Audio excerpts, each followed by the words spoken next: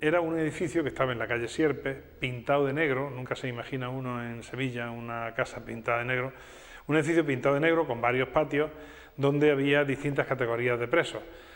Había presos que eran unos pobres desgraciados, que eso estaban en el último patio, y los que eran presos importantes, gente noble, etcétera, pues prácticamente salían y entraban casi, recibían visitas, todo lo que quisieran, ¿no?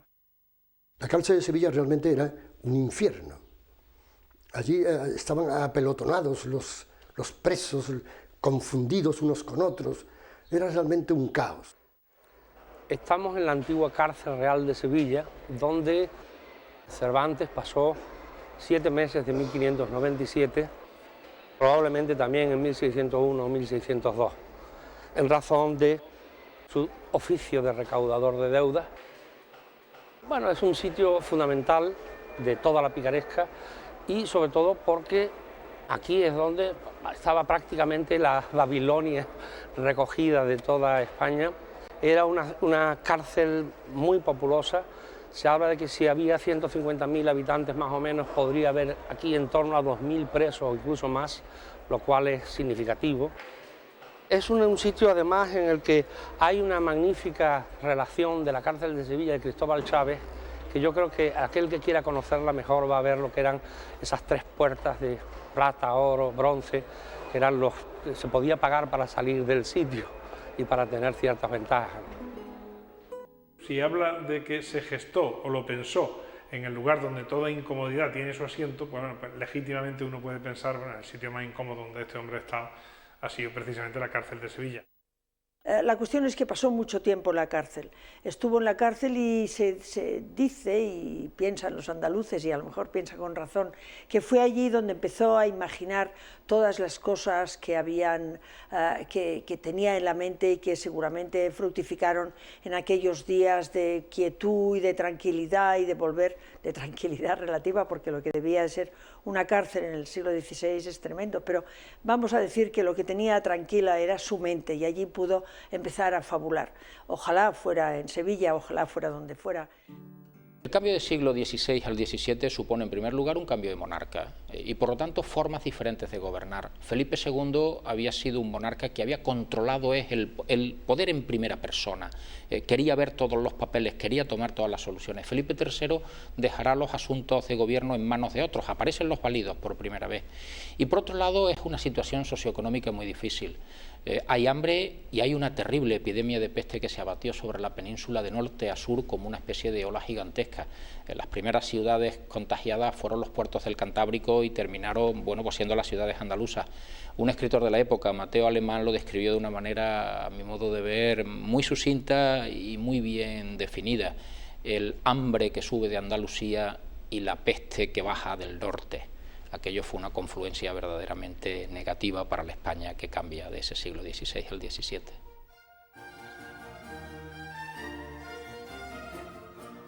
El que no sabe gozar de la aventura cuando le viene, no se debe quejar si se le pasa. Lo que sí que es cierto es que a finales de 1604 el Quijote ya estaba compuesto, estaba ya con las licencias propias para la publicación y saldría a la venta a comienzos del año 1605.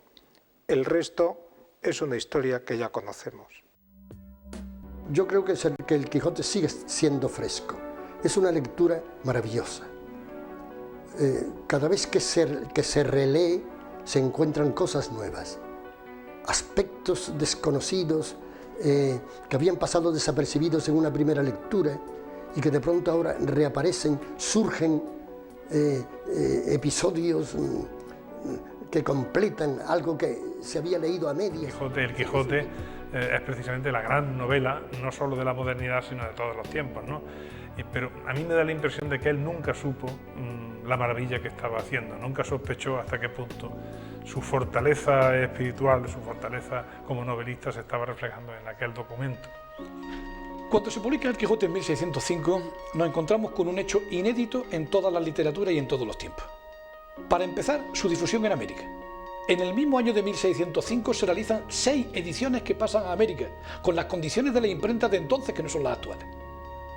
Pensad en lo que puede suponer que una obra llegue a América con los medios de entonces en 6 ediciones durante el año 1605. Pero hay otro dato todavía más importante. Se traduce al inglés, al francés, al italiano, al alemán, a todos los idiomas de cultura prácticamente en los años inmediatamente posteriores a su publicación. Y otro dato más importante. A lo largo del 17 ya empieza a ser objeto de imitaciones, de adaptaciones, de novelas que se dicen dependientes del Quijote, dependientes directamente del Quijote. En la literatura universal hay, digamos, una docena o dos de grandes personajes que son ya carne y hueso del común, del pensamiento común de Occidente, ¿no?